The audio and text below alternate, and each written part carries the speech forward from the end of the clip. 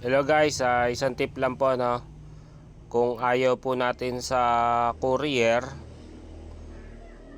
for example SPX, ito po kasing SPX na to, dalawa na po yung na-cancel sa akin. Ayan, no. Ayan po yung yung situation sa Zamboanga. For example, may area po na pwede tayong magpalit ng courier.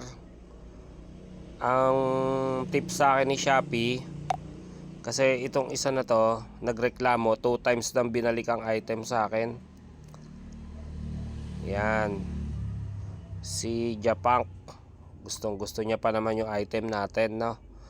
Ngayon, ito yung mga conversation namin. Nagtanong po ako sa Shopee. Ang solusyon niya po, hello sir, ito tinawagan ko ngayon yung Shopee. Ang solusyon po nila, kung pwede natin ipatanggal yung SPX mo. Ang solusyon po nila ay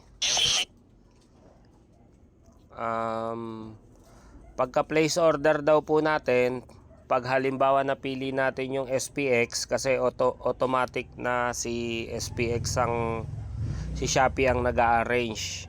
Ngayon, pag SPX ang napili at ayaw nyo po na SPX, pwede po tayong pumili ng panibagong shipping option after 30 minutes, as long na hindi pa namin na-arrange ang pickup.